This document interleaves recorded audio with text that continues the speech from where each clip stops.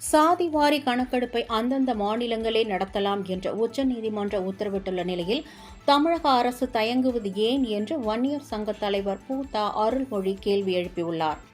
மயிலாடுதுறை மாவட்டம் சீர்காழியில் சித்திரை முழுநிலவு வன்னிய இளைஞர்கள் பெருவிழா தொடர்பான வன்னியர் சங்க பொதுக்குழு ஆலோசனைக் கூட்டம் நடைபெற்றது. இந்த கூட்டத்தில் கலந்து கொண்ட வன்னியர் சங்க மாநில தலைவர் பூதா அருள்மொழி பின்னர் செய்தியாளர்களுக்கு பேட்டி அளித்தார். அப்போது 1931ஆம் ஆண்டு வரை சாதிவாரி கணக்கெடுப்பு நடத்தப்பட்டு வந்ததாகவும் அதன் பிறகு தடைப்பட்டு போனதாகவும் தெரிவித்தார்.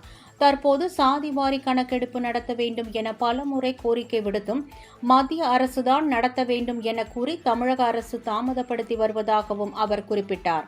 சாதிவாரி கணக்கெடுப்பை அந்தந்த மாநிலங்களே நடத்தலாம் என உச்சநீதிமன்றம் அளித்த தீர்ப்பை ஏற்று 4 மாநிலங்களில் சாதிவாரி கணக்கெடுப்பு நடத்தப்பட்டுள்ளது எனவும், ஆனால் தமிழக அரசு மட்டும் அதனை செய்ய தயங்குவதாகவும் அவர் அப்போது தெரிவித்தார்.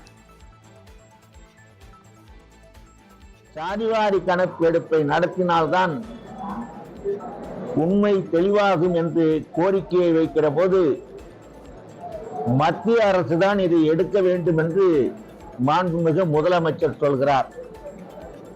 ஆனால் சுப்ரீம் கோர்ட் என்ன சொல்கிறது என்றால், மாநில அரசுகளே அந்த கணக்கெடுப்பை நடத்தலாம் என்று சொல்லி அது அனுமதி வழங்கியிருக்கிறது. அந்த அனுமதியின் பேரிலே 4 மாநிலங்கள் அந்த சாதிவாரி கணக்கெடுப்பை எடுத்திருக்கின்றன. இந்த தமிழக அரசும் அதை எடுக்க எதற்காக தயங்குகிறது என்று தெரியவில்லை.